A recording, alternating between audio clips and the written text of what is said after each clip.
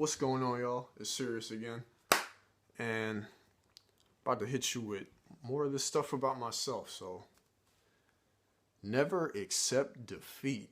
One of the most important lessons in life that I ever attained and has carried me. Has carried me to keep me in my true self. I was 4 years old, 1996, and a guy named Elliot Quinn, one of he's my oldest friend. He's been a mentor to me, just a rival, a brother, a soulmate, something deep. It's the deepest bond, one of the deepest bonds I've ever had the gift of having. So, I met this guy. He's actually in one of my transformation videos. I think day 7. The big dude, big light skinned guy with the edge up and the deep voice. But anyhow, met this guy in a park, and there was a bunch of kids, and we were, as kids are at play, young boys at play, young souls, mixing and mashing and dicing and slicing and moving and grooving and getting out there, running around, yelling, screaming. We started to compete. Now, there was a slide, and there was a bunch of kids, there was, I believe there was 2 or 3 slides, and we were going down in packs, and we were racing down the slide to see who gets to the slide, see who could get to the bottom first, see who could win the race. So,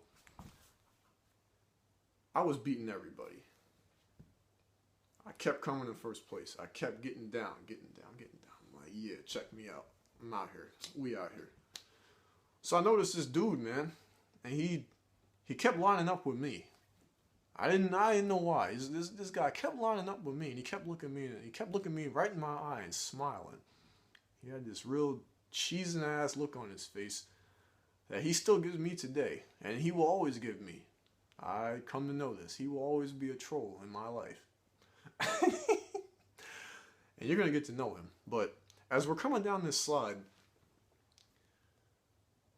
he keeps inching closer and closer to me.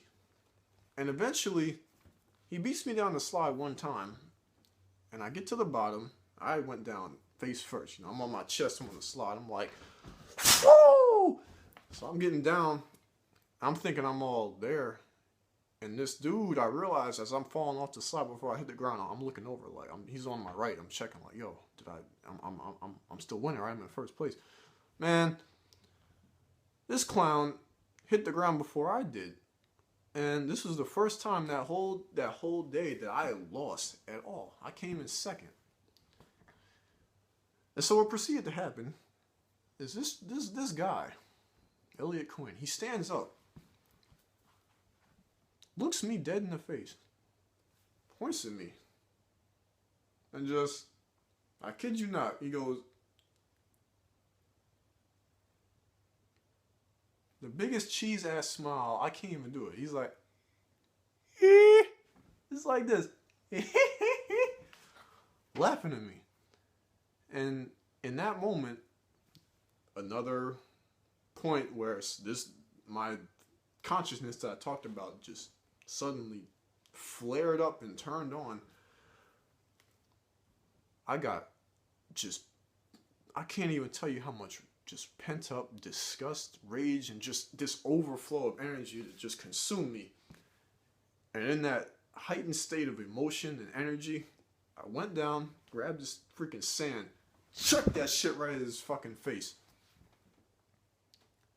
And he stood there. But then he kept laughing. And I remember after that, he started laughing, and then I kind of relaxed, and then I started to laugh. And it was just ridiculous. I'm like, what the hell? Why do I feel like this? And I couldn't really put my finger on it, but I told myself in that moment, once again, in the unconscious moment where this energy turns on, I lost. I'm in a place of defeat. So you have a first place and then you have a second place. So now I'm over here and someone else is over here, seemingly above me. See this? So it's in my mind, in my reality, in that moment, it seems like there's someone here, and I'm over here, so something is above me. And I guess in that moment, subconsciously, unconsciously, I felt lesser. And in that moment, the unconscious moment, once again, I promised myself, this is my conscious choice that I made. I said, I will never accept defeat in anything. And in that moment, I was 4 years old, I was just a kid. I only saw that as, wins and losses, which only come, as Ray Lewis says, wins and losses come a dime a dozen. It's true. In that moment, I could only recognize wins and losses as not losing. I was to never allow myself to lose in a competition. And as I went through life, what this has meant to me, it's no longer about competition, but it's never allowing myself at any given point in my life, at any time, no matter what event or what circumstance or what situation, to ever be below something mentally. Because that's the only place you can really be below. You can never be below. There really is no below. We're all equal here. There is no lesser. You aren't beneath anyone. You're not beneath your parents. You're not beneath your school principal. You're not beneath your boss. You're not beneath your friends. You're not beneath any other being or entity in the entire universe. And I've kept this. And it's just been the most positive thing for myself. And I would encourage everyone who watches this video, you need to try this shit. And it's making a conscious decision to never accept defeat, never be lower. Same thing, never giving up. It's never having this. And when you do have this happen to you, you have to make conscious choices right here. Balanced choices, as I point at my pineal gland, third eye, make conscious choices between this and your heart. So check your mind and check your emotion as to, okay, I'm here, I feel this way, I feel as though I'm beneath, how am I going to even this out? Or come up above. Because when you do this, you might, when I was younger, I would try to, once again, competition to me was wins and losses. So I would see these ones, I would see numbers and labels, ones and twos and trophies and things of that nature as confidence building. But in reality, that has nothing to do with what losing or not accepting defeat is really about. It's all about never allowing yourself to feel down, to create this totem pole. You never want to be in that. There is no totem pole. It's one of the biggest lies ever told. But yeah, just remember, never accept defeat. Never give up. And don't look at it as a wins and losses trophy type of thing. Look at it as never allow yourself to be down in life and to be at a point of low inner feeling.